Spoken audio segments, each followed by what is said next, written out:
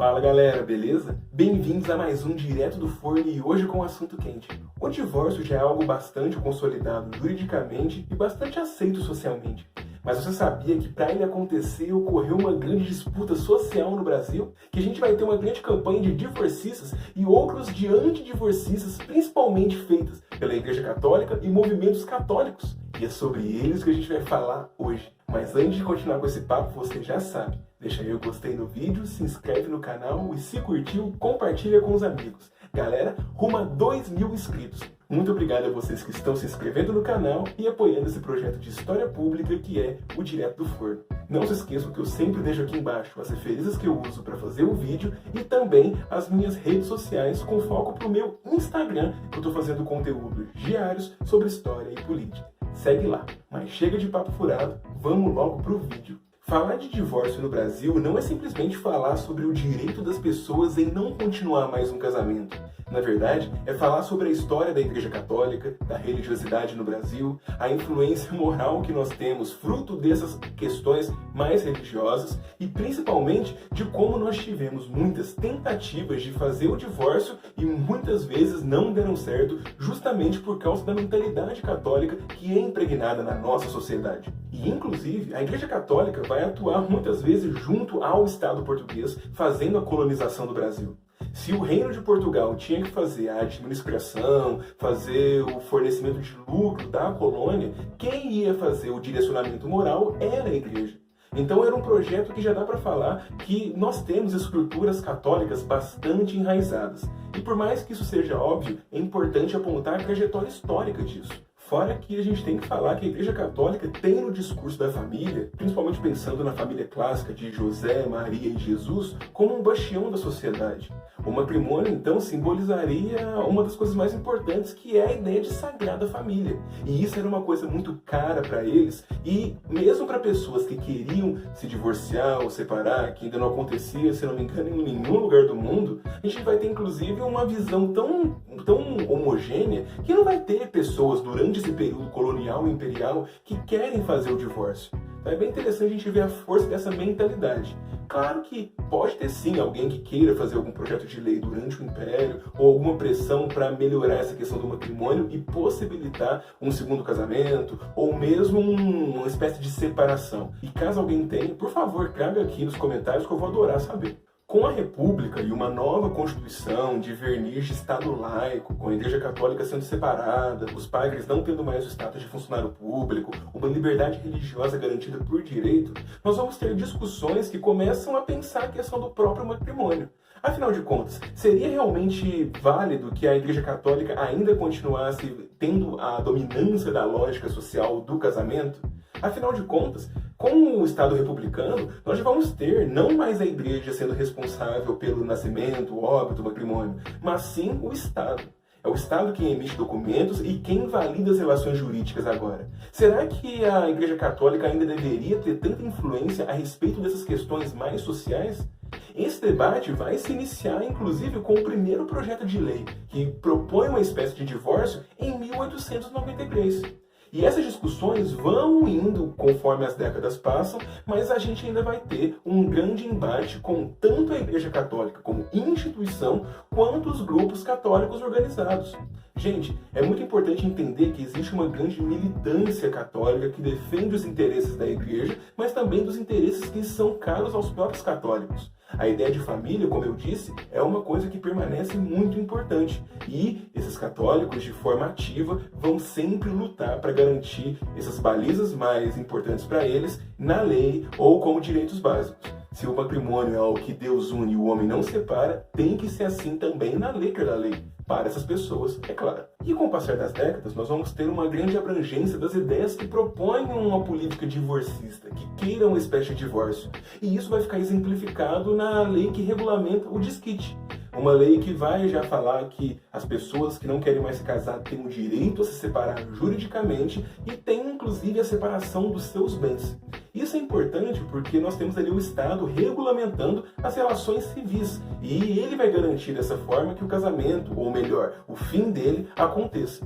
Só que ainda vamos ter grande pressão da Igreja Católica e a questão do desquite impossibilitava outros casamentos, justamente por uma pressão católica muito grande que, mesmo com o casamento, ou melhor, com a separação acontecendo, nós vamos ter um impedimento de novos matrimônios. Afinal de contas, era algo errado para a Igreja Católica. E é muito válido falar que, como o casamento, o divórcio são questões sociais, elas sofrem grandes mudanças com o passar das décadas, com as mudanças de costumes, com as mudanças inclusive econômicas, que fazem com que as mulheres tenham cada vez mais propaganda, mais apogeu para decidirem suas próprias vidas. Nós temos a necessidade e o pensamento de muitas pessoas que querem seguir em outros matrimônios, querem pôr fim a um casamento que as faz infeliz ou fugir de um relacionamento ruim. São várias questões que demandam uma resposta pública. E a gente vai começar a ter isso muito forte na figura do deputado Nelson Carneiro, assim como outras pessoas que vão fazer uma mobilização pelo divórcio. Mas o ponto é que eu não vou falar dessa galera agora, mas sim principalmente dos núcleos anti-divórcio. E caso vocês queiram que eu fale sobre o pessoal divorcista, vocês pedem aí nos comentários que eu faço um outro vídeo. Contra essas mudanças de costumes, contra essas iniciativas legislativas divorcistas e também contra um monte de coisa, a gente vai ter a figura do Plínio Corrêa de Oliveira, o principal nome e fundador do que vai ser conhecida como a Sociedade pela Tradição, Família e Propriedade, a TFP, um dos principais núcleos civis que vão fazer participação política durante o regime militar, mas também é um grande exemplo de mobilização civil e de ação católica. Afinal de contas, o Plínio era um cara que queria ir para os jornais, que falava em rádios, que mobilizava pessoas, multidões, que colhia assinaturas, tudo para fazer um avanço, uma performance ativa de defesa dos ideais católicos. E isso é uma coisa muito importante, porque o Plínio é um cara já velho, respeitado ali na década de 60 e 70, e ele é um cara que tem muita propagação, tanto nos núcleos principais como São Paulo e Rio de Janeiro, mas também numa esfera nacional e inclusive internacional. E é muito interessante porque o Plínio, com a TFP, ele já fazia uma grande campanha contra um monte de coisas. Contra o progressismo na igreja, contra o comunismo, contra o avanço dos socialistas nas instituições civis, deturpando ideias muito básicas para a sociedade, segundo ele, como a propriedade privada, a família, a questão da liberdade da mulher, entre várias outras questões, e ele agia de forma bastante ativa contra tudo isso que ele achava que estava errado. E na questão do divórcio não foi diferente. Na década de 60 é o momento que a gente vai achar uma maior manifestação da parte dele, fazendo um monte de discursos e colhendo assinaturas para fazer uma grande pressão aos deputados e senadores contra qualquer iniciativa que fosse divorcista. Isso fica claro principalmente entre os períodos de 66 e 68, um momento inclusive que a ditadura está se tornando mais rígida. O Plínio vai colher, segundo as fontes da TFP, mais de 1 milhão de assinaturas contra qualquer iniciativa divorcista. E isso não pode ser desprezado, porque a TFP, justamente por defender ideias católicos, tinha grande mobilização dentro da Igreja Católica.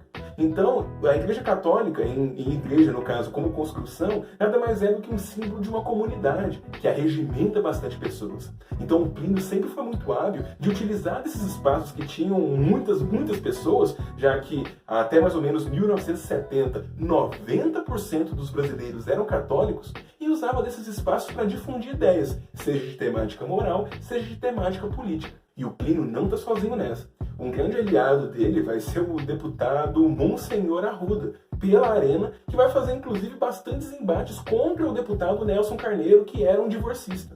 O Monsenhor Arruda falava em alto e bom som dentro do plenário que você tinha que sim manifestar pela defesa da família, que o divórcio era um atentado a essas balizas bem básicas do que é uma sociedade, uma civilização.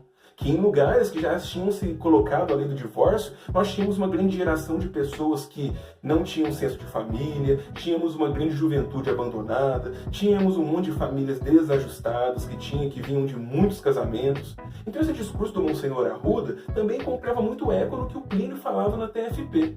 E aí a gente vai ter uma grande mobilização dentro do plenário e na sociedade civil contra o divórcio e qualquer iniciativa que colocasse ele no Brasil. E no ano de 77, isso é uma coisa muito clara, porque vai ser o ano do embate dos divorcistas e dos antidivorcistas. a gente vai ter uma grande mobilização por parte da campanha de mobilização pelo divórcio e, em contrapartida, nós vamos ter um monte de campanhas da TFP contra o divórcio, inclusive colocando cartazes pelo Rio de Janeiro, conclamando as pessoas para agirem contra essa iniciativa legislativa. Vamos ter muita ação, principalmente do Plínio, para vetar essa lei. Mas não tinha como. A gente tinha um monte de questões que facilitavam a vida dos divorcistas, que eu falo nesse vídeo caso vocês queiram, mas da parte católica eles vão fazer um grande discurso de oposição e principalmente vão falar mal dos deputados e das pessoas que querem o divórcio. Falar que são pessoas da vida, que querem destruir a sociedade, que são comunistas, que querem deturpar a civilização. Tudo isso é uma grande campanha e é muito interessante porque, como eu disse, encontra muito espaço de difusão nas igrejas. Então, isso é uma coisa que é interessante, o poder de mobilização política que a Igreja Católica e essas sociedades civis católicas possuíam no passado. Se a gente fala muito hoje da bancada da Bíblia, da bancada evangélica, a gente esquece muito da ação política que os católicos tinham, principalmente durante o regime militar e, na verdade, durante todo o Brasil. Então é bem interessante a gente ver essa dinâmica. Mas o ponto que resta é que, em 26 de dezembro de 1977, o divórcio é institucionalizado no Brasil. E isso é muito interessante porque a gente ainda vai ter uma grande disputa, principalmente em jornais que o Plínio escrevia falando contra o divórcio, falando que aquela assinatura era um ato de barbárie e fim da civilização. E muitas pessoas que vão fazer o divórcio vão ficar muito mal faladas e muitas vezes vão ser até meio proibidas, socialmente falando, de irem à igreja ou de participarem de certos lugares de cunho mais conservador. Então é bem interessante como acontece, inclusive, essa ação depois que o divórcio é instaurado. E é isso, galera. Espero que esse vídeo tenha mostrado para vocês a construção de uma religiosidade, do papel da igreja regulamentando relações civis, da movimentação ativa de católicos na moral e na política e, principalmente, os embates que vão ali gerar um pouco do que vai ser a lei do divórcio em 77. Pessoal, espero que tenham curtido, não se separem desse canal e eu vejo vocês agora na segunda-feira. Até lá!